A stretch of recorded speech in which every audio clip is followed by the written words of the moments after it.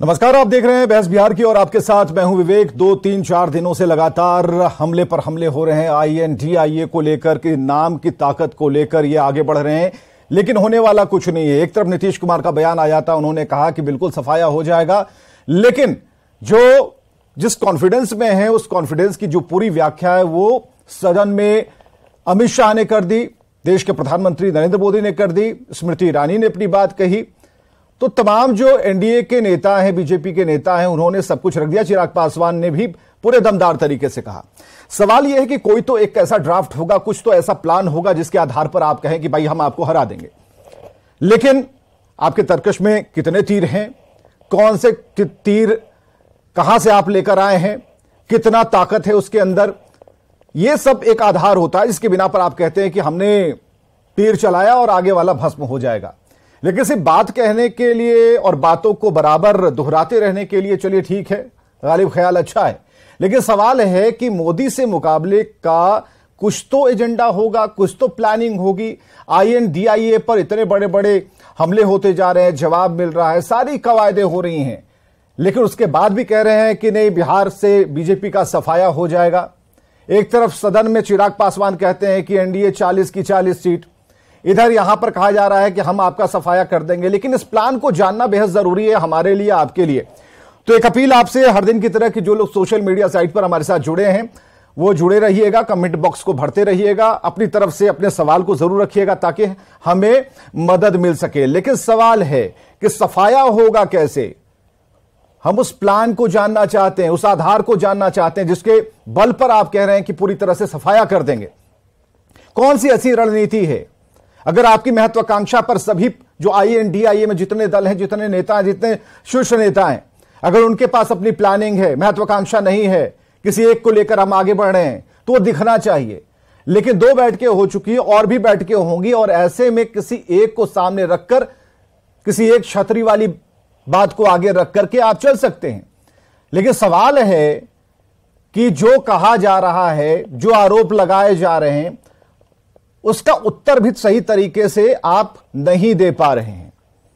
ठीक है, अलग अलग क्लासेस में अलग अलग मुद्दे पर अलग अलग राय हो सकती है, लेकिन जब आप उस फॉर्मेट पर जाएंगे, एक बड़े गठबंधन की नींव की तरफ आप जाएंगे, उस मीटिंग की तरफ जाएंगे, तो आपको पता चलेगा कि हो क्या रहा है। लेकिन सबसे पहले प्रधानमंत्री की तरफ से जो बातें कही गई हैं, वो बीजेपी के ट्विटर हैंडल से जो मुख्य बातें निकालकर दर्शाई गई हैं, वो स्क्रीन पर हम रखने जा रहे हैं। एक ही गुंज है, करप्शन क्विट इंडिया, यानी भ्रष्टाचार इंडिया छोड़ो, अपीजमेंट क्विट इंडिया, यानी तुष्टीकरण इंडिया छोड़ो, डायनेस्टी क्विट इंडिया, यानी परिवारवाद इंडिया छोड़ो। आज पूरा देश हर बुराई के लिए कह रहा है क्विट इंडिया। चलिए, 4 बातें कही थी। ये हमले कोई नए नहीं है, और अगर आप अपने घर में, पड़ोसी के यहां जिसे भी न्याय चाहिए, उनके लिए ये मूल मंत्र होना चाहिए कि भाई तुष्टीकरण इस देश से भगाना होगा, भ्रष्टाचार से निवारण चाहिए, अगर परिवारवाद है तो उससे बिल्कुल हमें त्राण चाहिए। लेकिन सबसे बड़ी बात है कि जो जितने दमदार तरीके से कहा जा रहा है, इसके पीछे का आधार बीजेपी और एनडीए के नेता बता पा रहे हैं।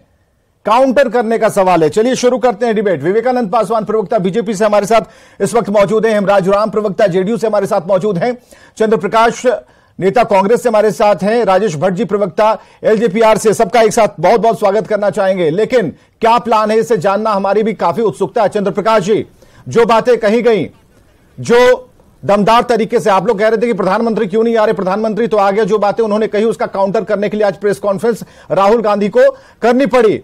राहुल गांधी ने क्या कहा वो बिल्कुल लिखकर हम चला रहे हैं, ऐसा नहीं कि कोई बातें उसमें दबी रह गई हैं, छुपाई गई हैं, कुछ भी नहीं। जो उन्होंने कहा उसे सटीकता के साथ हमने रखा है। लेकिन सवाल अभी भी हम वही पूछ रहे हैं कि आखिर एजेंडा क्या है, क्या है प्लानिंग? चंद्र प्रकाश जी, क्या प्लानिंग है तो आप देख ही रहे हैं कि गठबंधन अगर बना है तो इसलिए बना है कि 2024 में जो सरकार अभी चल रही है नरेंद्र मोदी जी के नेतृत्व में, उस सरकार को शिकस्त देना है, सरकार को हटाना है। यही तो पूछ रहे हैं, कैसे शिकस्त कैसे देंगे? कर रहे हैं, हवा में हराएंगे, जमीन पर हराएंगे, कैसे हराएंगे? जमीन और ये जब नंबर गेम्स है, जमीन पर हराएंगे। आप क्यों चिंतित हैं? जमीन पर हराएंगे ना। और कैसे हराइएगा बताइए? कितना चाहिए? नहीं, फॉर्मूला क्या बरस चाहिए भ्रष्टाचार से मुक्त करने के लिए? हाँ। मोदी जी को कितना बरस चाहिए? 10 वर्ष में भ्रष्टाचार बढ़ाए हैं कि तो आपका एक्सप्लेनेशन क्या है? भ्रष्टाचार को लेकर आपकी परिभाषा क्या है? अभी भी भ्रष्टाचार, कांग्रेस की परिभाषा भ्रष्टाचार को लेकर क्या है? अरे 2014 में जो आए थे उसका बात करिए ना पहले। नहीं, पहले तो हम बात कर रहे हैं भ्रष्टाचार की परिभाषा। ठीक है, आपके इन 4 शब्दों से नहीं, भ्रष्टाचार नहीं, ठगों से भारत को मुक्त करना है। भ्रष्टाचार से मुक्त नहीं करना है, से भारत को तुष्टीकरण से मुक्त नहीं करना है, जुमला परिवारवाद से मुक्त नहीं करना है। हमारा एक सवाल है, चंद्र प्रकाश जी सुनिए ना। चंद्र प्रकाश जी, हम तो भ्रष्टाचार की परिभाषा क्या है? कांग्रेस की नजर में भ्रष्टाचार की परिभाषा क्या है? नहीं, भ्रष्टाचार की परिभाषा जो नरेंद्र मोदी जी के लिए है, फिर वही चले जा रहे हैं। नरेंद्र मोदी कुछ नहीं होता, नरेंद्र मोदी भ्रष्टाचार का परिभाषा। अरे भाई, नरेंद्र मोदी अलग से नहीं है। अरे कहां आप चले जा रहे हैं? इनके चंद्र प्रकाश जी, नरेंद्र मोदी भ्रष्टाचारी, नरेंद्र मोदी पर सुनिए ना, प्रहार करना है, रुकिए, उसका समय देंगे। वो क्लीन हो चंद्र जाते हैं। प्रकाश जी, आप प्रकाश डाल दीजिए हो जाती है आपकी नजर में, कांग्रेस की नजर में भ्रष्टाचार का डेफिनेशन क्या है? नहीं, हम तो वही कह रहे हैं कि उनसे पूछिए ना जो उनका डिफिनेशन। अरे भाई, हम आपसे पूछ रहे हैं, आप कह रहे हैं उनसे पूछिए, कोई अलग नहीं है। तो क्या आपको अगर ठीक है एग्जाम, ठीक है, आपके अपने क्वेश्चन पेपर दूसरे से सॉल्व करवा रहे हैं आप भाई, उनसे क्यों पूछे? उनसे पूछेगा ना, रुकिए। भ्रष्टाचार, अरे हम तो कह रहे हैं ना, बात कर रहे हैं, बीजेपी के प्रवक्ता आए हुए हैं चंद्र प्रकाश जी कि 10 वर्ष में भ्रष्टाचार मुक्त नहीं हुआ। सीनियर नेता है भाई। एक छोटा सा सवाल, भ्रष्टाचार पर, तुष्टीकरण पर, परिवारवाद पर जो हमले हो रहे हैं, तीनों की परिभाषा कांग्रेस की क्या है? जरा ये भ्रष्टाचार है कि नहीं कि जनता को झूठ बोल करके आए, जनता को आपने आश्वासन दिया, जुमला बोले और पूरा नहीं किया? ये भ्रष्टाचार तो भ्रष्टाचार हम पूछेंगे ना, आपके सवाल है ना, आपका आमना सामना करा देंगे। विवेकानंद पासवान जी तैयारी कीजिएगा। मेरा सवाल विवेकानंद जी, आप सवाल मत पूछिए। नहीं, आपका सवाल होगा, हम आपके पास आएंगे। लेकिन कांग्रेस से हम जानना चाहते हैं ये भ्रष्टाचार की परिभाषा क्या है?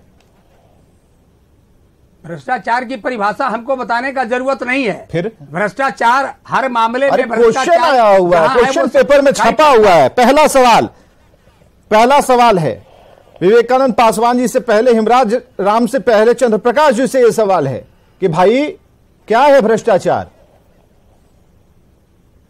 क्या है भ्रष्टाचार? हमसे क्यों पूछ रहे हैं? जो सत्ता में है उनसे पूछिए। फिर वही बात, विपक्ष से भी पूछेंगे, पक्ष से भी पूछेंगे, भ्रष्टाचार क्या है? नहीं, ये हम कह रहे हैं कि काम, परिवारवाद क्या है, विकास की बात, ये सब पर, रोजगार की बात पर क्यों नहीं करते हैं? अरे पहले तो क्यों, रोजगार से क्या रिलेशन नहीं है? नहीं तो 10 परिवारवाद, परिवारवाद तो एक मूल तत्व है ना, अभी तक और मेन एलिमेंट है। और परिवारवाद जो मूल तत्व है उससे कई सारी चीजें जुड़ी होती हैं। हमने सिर्फ पूछा, सिर्फ एक सवाल, कांग्रेस इन तीन शब्दों के बारे में क्या सोचती है? छोड़ दिया, जनता चुनती है ना। अब कहां जा रहे हैं? पार्लियामेंट का चुनाव होता है, लगता है आज मूड में नहीं है, आज परिवारवाद पे नहीं बोलिएगा। जनता जब चुनती है तो आप क्या कहते हैं? जनता के चुनाव को आप चुनौती दे रहे हैं? नहीं, जनता जिसको चुनती है किसी को चुनौती नहीं है। जनता सर्वोपरि है और हम भी जनता के सवालों को लेकर यहां बैठे हैं। ऐसा थोड़ी है कि आपसे जितना ताकत लगाकर पूछ रहे हैं बीजेपी से नहीं पूछेंगे, बताइए ना। ऐसा थोड़ी है, बीजेपी से भी पूछेंगे। बताइए, कई ऐसे डिबेट हुए हैं, विवेकानंद पासवान जी को भी हमने उतने तरीके से सवाल किया है। हमने सिर्फ आपसे एक छोटा सा सवाल किया, माफी चाहेंगे इसके बाद हम आप तक अपनी आवाज नहीं पहुंचा पाएंगे। चंद्र प्रकाश जी, परिवारवाद की परिभाषा कांग्रेस की नजर में क्या है? अगर हमले हो रहे थे इसका जवाब दीजिए। क्विट इंडिया की बात कर रहे हैं ना, तो बताइए ना, भ्रष्टाचार क्विट इंडिया 10 वर्ष में नहीं हुआ? क्यों नहीं हुआ? 10 वर्ष का समय चाहिए क्या? नहीं, क्यों हुआ? लेकिन अब देखिए, जो सामने जो टीम आ रही है उसके पास क्या है? में भ्रष्टाचार हुआ, ठीक है ना? आप लोग फिर आवाज उठाइए कि हमारा ही नारा चोरी कर लिया। अगर वो कह रहे हैं कि एनडीए चोरी कर लिया, एनडीए में 2 आई लगा दिया, हुआ कि घमंडिया हो गया, तो इसका जवाब आप लोग दे क्यों नहीं रहे भाई? पॉइंट वाइज दीजिए ना, अमित शाह को दीजिए, देश के प्रधानमंत्री को दीजिए। क्यों नहीं? आप इतनी ताकत क्यों नहीं? कौन सा आपको चाहिए? कौन प्लान क्या चाहिए आपको? बताइए। का कौन बात आ गया? अब इंडिया का नाम तुकबंदी में घमंडिया आप बोल रहे हैं। एनडीए में एन में डॉट, डी में डॉट, ए में डॉट तो नहीं लिखते हैं। INDA में डॉट डॉट डॉट डॉट लिखने का क्या मतलब है? एनडीए में भी लिखिए ना, एन में डॉट, डी में डॉट, ए में डॉट। ठीक है, विवेकानंद पासवान के पास आइए जरा। विवेकानंद पासवान जी, बड़ा संभल कर बोलिएगा। कांग्रेस से आज जो भी सवाल हमने पूछा उन सवालों का जवाब अभी तक नहीं मिला।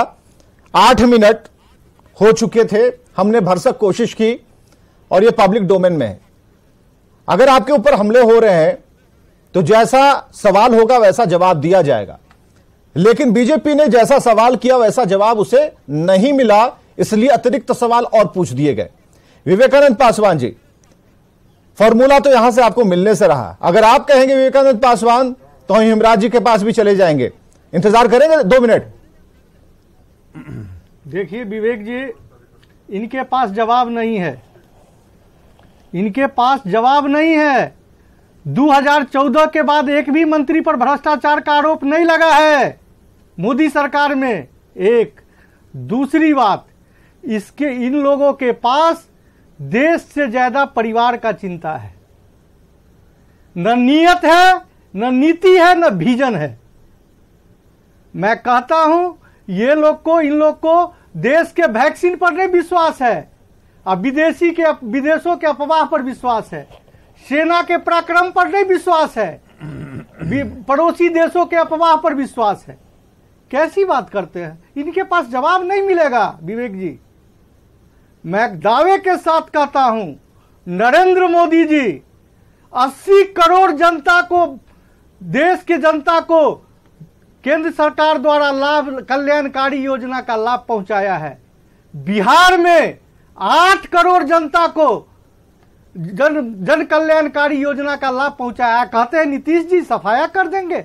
14 में तो लड़े थे वो नालंदा का सीट बचा ले। मेरा आपके चैनल के माध्यम से चैलेंज है, वो नालंदा का सीट भी नहीं बचा पाएंगे। मोदी का तुलना करने चले हैं। जो भी INDA में जुड़ा है वो भ्रष्टाचार के आरोप में जेल से निकला है या बेल पर है। ये ऐसा बाराती लेके चले हैं जिसमें सब दुल्हा है, लोकनिया का भी ऑप्शन नहीं छोड़ा है। सबके मन में है जो हम दुल्हा बने। क्या बात करते हैं सब? इनके पास जवाब मिलेगा? कोई जवाब नहीं है। हिमराज राम, ठीक है, हिमराज राम के पास। और एक बात, हाँ। भारत का 10% 10वां अर्थव्यवस्था था 2014 से पहले। ठीक है, वो तीसरे पे पहुंचा देंगे नेक्स्ट टर्म में। चलिए ठीक है, हिमराज राम क्या प्लान है भाई? सबसे पहले तो मैं आपको बता दूं कि अभी हमारे भाजपा के प्रवक्ता भाई विवेकानंद जी बोल रहे थे और कहे कि नालंदा के सीट बचा लीजिए। हम साफ साफ कहना चाहते हैं कि 2015 का विधानसभा चुनाव को याद कर लीजिए। 2015 के विधानसभा चुनाव में क्या इनकी हालत हुई थी, जब NDA से अलग हटके JDU ने चुनाव लड़ा 2015 के विधानसभा में, और आगे अभी सेम 2024 का सामना करना है लोकसभा चुनाव में। अभी जो परिस्थिति है, सीधा का सीधा मैं सीधे कहता हूं कि जनता के बीच में बीजेपी ने अपना विश्वास खो दिया है। और इसलिए खो दिया है कि 9 साल पहले शासन में जब आए थे, हमें समझ में नहीं आता। वही मैं बता रहा हूं कि कैसे ही लोगों खो दिए हैं। हाँ। 9 साल पहले जब ये सत्ता में आए तो जनता के साथ बड़े बड़े लुभावने वादे किए, कहे कि हम हर साल 2 करोड़ लोगों को रोजगार देंगे। हर साल 2 करोड़ मतलब 9 साल में 18 करोड़ लोगों को रोजगार मिलना चाहिए, नौकरी मिलनी चाहिए। इन्होंने दिया कितना? 7,22,311 लोगों को नौकरी। 18 करोड़ कहां, 7,22,311। आपने 20 लाख दे दिए। दूसरी तरफ हम कहना चाहते हैं, ये लोग हमेशा जनता के साथ जो वादे किए उसमें से एक भी वादा इन्होंने पूरा नहीं किया। महंगाई कम करने का वादा किया कि हम 100 दिन के अंदर महंगाई कम करेंगे। 9 साल बीत गए, महंगाई क्या ठीक है, बस बिल्कुल ट्रैक पर है। मुझे जरा ये बताइए, क्या यही एजेंडा होने वाला है? किसानों के मुद्दे पर, महिलाओं की आबरू और अस्मिता की रक्षा की बात करने वाले, का एजेंडा क्या है? महिलाओं को रोड पर बैठकर न्याय, INDIA का एजेंडा क्या है? न्याय के बदले उन पर लाठी बरसाई। ठीक है, INDIA का एजेंडा क्या है? इंडिया का एजेंडा है कि देश के सामने जो चुनौती है, संविधान बचाना है, लोकतांत्रिक प्रणाली को बचाना है, जो सामाजिक न्याय की धारा को इन लोगों ने रोकने का काम किया है, सामाजिक न्याय की धारा को आगे बढ़ाने का काम है। लड़ रहे हैं, कैसे देश की चुनौती की बात कर रहे हैं? हम चुनौती से कैसे लड़ रहे हैं? हम तो आपस में एकजुट हैं, इंडिया के लोग आपस में एकजुट हैं, और मिशन एक है, चाहत एक है, सोच एक है, रास्ता एक है। 2024 में निश्चित रूप से हम भाजपा को तो डील करके कैसे उतारेंगे? भाई आप प्रस्ताव का समर्थन करेंगे तब हम आपकी मीटिंग में आएंगे, नहीं तो नहीं आएंगे। ये डील तो आपको बाहर से दिखने को मिलता है। आप बताइए, आप कह रहे हैं कि हमारे यहाँ एकता है, ये क्या कैसी एकता, कैसा भाईचारा? भारतीय जनता पार्टी से नहीं न लेंगे। हम आपस में एकजुट है, इसका सर्टिफिकेट हम भारतीय जनता पार्टी से थोड़ी ही लेंगे। हम आपस में एकजुट हैं तो एकजुट हैं, जनता के लिए हम लड़ रहे हैं, जनता के सवालों पर लड़ रहे हैं। हमले किए गए ना, बड़ी चुनौती है, परिवारवाद, तुष्टीकरण और भ्रष्टाचार पर हमले किए गए ना। आप परिवारवाद, तुष्टीकरण और ये भ्रष्टाचार का फॉर्मूला क्या है आपकी नजर में, इसकी परिभाषा? भ्रष्टाचार क्या है? हर जगह भ्रष्टाचार से अलग कहाँ हुए हैं भारतीय जनता पार्टी? नहीं, तब आप आरजेडी के साथ नहीं थे, तब आपकी परिभाषा कुछ और हुआ करती थी। भ्रष्टाचारी है भारतीय जनता पार्टी, आपकी परिभाषा बदल गई है। आपकी परिभाषा कैसे बदल सकती है? अपने पास शामिल कर लेते पानी पी पी कर तो 2 दिन पहले बोलते हैं कि सबसे बड़ा भ्रष्टाचारी, इनके ऊपर इतना भ्रष्टाचार का आरोप। अरे भाई, तो भ्रष्टाचार पर आप लोग कब करे थे? भ्रष्टाचार मुक्त, लॉ एंड ऑर्डर और भ्रष्टाचार, इनके ऊपर नो टॉलरेंस, जीरो टॉलरेंस की बात करने वाली जेडीयू आखिर क्यों इस तरह? आपके ऊपर अगर सवाल उठ रहे तो इसका जवाब दीजिए कि हाँ भाई हमसे गलती हो गई। बिल्कुल, हम तो जीरो टॉलरेंस में कायम है। हम तो एकदम त्वरित कार्रवाई के ऊपर काम करते हैं, त्वरित कार्रवाई करते हैं। हमारे यहाँ लटकाने, भटकाने और अटकाने की बात। राजेश भट्ट जी, प्रवक्ता एलजेपीआर से, एक मिनट रुकिए। राजेश भट्ट जी। विवेक जी, भ्रष्टाचार में आकंठ डूबे हुए लोग जो कल तक जंगल राज की दुहाई देते थे, चारा चोर कहते थे, आज सत्ता लोलुपता में एक साथ बैठ गए हैं।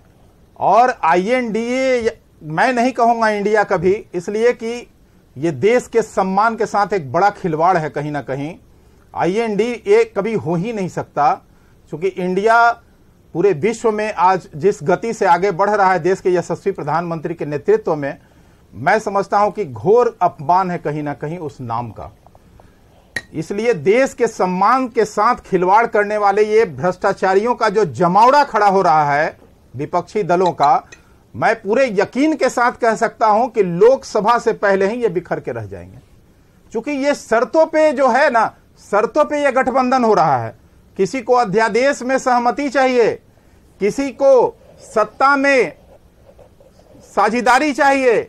माननीय नीतीश कुमार जी कल तक चारा चोर और जंगल राज की दुहाई देते थे, क्या आज बिहार में मंगल राज हो गया है?